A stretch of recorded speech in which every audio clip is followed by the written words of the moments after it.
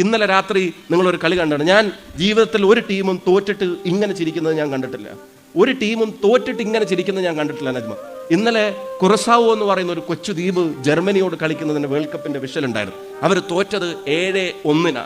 7-1 തോൽക്കുന്നതിന് മുമ്പ് അവരുടെ half time ഉണ്ടായിരുന്നു. ഇന്റർവെല്ലിന്റെ സമയത്ത് അവർ ഡഗ്ഔട്ടിലേക്ക് പോയി ഡ്രസ്സിംഗ് റൂമിലേക്ക് പോയി തിരിച്ചു വരുന്ന ദൃശ്യം കണ്ട അവരൊരു പിക്നിക്കിന് വരുന്നത് പോലെയാണ് തോന്നുന്നത്. പിക്നിക്കിന് വരുന്നത് പോലെ കുറസാവോ ടീമിലെ ഫുട്ബോൾ അംഗങ്ങൾ ഗ്രൗണ്ടിലേക്ക് വെക്കുക. ജർമ്മനിയെ പോലുള്ള ഒരു അധികായന്മാരെ നേരിട്ടിട്ട് 3-1 അവർ പുറകിലാണ്. അവരടിച്ച ആ ഒരു ഗോളിന്റെ സന്തോഷം ജർമ്മനി അടിച്ച 7 ഗോളും തൂക്കി നോക്കിയാലും കിട്ടാത്ത തരത്തിൽ കുറസാവോ ദ്വീപിലെ ആ ആളുകളുടെ ഫുട്ബോൾ പ്രേമികളെ ഗ്രൗണ്ടിൽ ലൊക്കേറ്റ് ചെയ്യുന്നത് അതിനേക്കാൾ ബുദ്ധിമുട്ടായിരുന്നു. ലോകത്തിന്റെ മാപ്പിൽ ഈ ദ്വീപ് എവിടെയാണ്, കരീബിയൻ കടലുകളിലുള്ള ഈ ദ്വീപ് എവിടെയാണെന്ന് കണ്ടെത്താൻ. അത്ര ചെറിയ ഒരു സ്ഥലം, 444 സ്ക്വയർ കിലോമീറ്റർ മാത്രമുള്ള സ്ഥലം. അവിടുത്തെ പോപ്പുലേഷൻ എത്രയെന്ന് അറിയോ? അവിടുത്തെ പോപ്പുലേഷൻ 1,60,000 ആളുകൾ.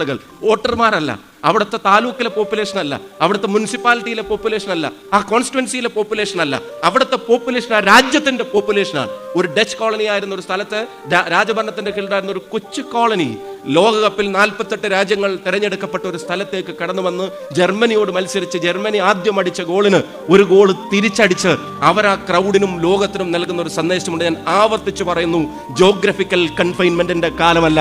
മലപ്പുറത്ത് നിന്നോ തവനൂരിൽ നിന്നോ പോത്തുകലിൽ നിന്നോ ഏത് ഗ്രാമാന്തരങ്ങളിൽ നിന്നും നിങ്ങളുടെ കഴിവിനോട് നീതി പുലർത്താൻ നിങ്ങൾ തയ്യാറായാൽ, നിങ്ങളുടെ അംബീഷനെ, നിങ്ങളുടെ ഡ്രീമിനെ പ്ലാൻ ആക്കി അതിന് വർക്ക് ചെയ്യാൻ നിങ്ങൾ തയ്യാറായാൽ, നിങ്ങൾ കമ്മിറ്റഡ് ആയാൽ, നിങ്ങൾ പാഷനേറ്റ് ആയാൽ, നിങ്ങൾ വീണുപോയാൽ അവിടുന്ന് എഴുന്നേറ്റ് നടക്കുമെന്ന് ഉറച്ചു തീരുമാനിച്ചാൽ, ഞാൻ ഉറപ്പ് പറയുന്നു, നാളെ തവനൂരിന്റെ മേൽവിലാസം ആരെന്ന ചോദ്യത്തിന്റെ ഉത്തരമാണ് എന്റെ മുന്നിലിരിക്കുന്ന ഓരോരുത്തരും എന്നുള്ളത് ഈ സദസ്സ് നമ്മളോട് ഉറച്ചു പറയുന്നുണ്ട്.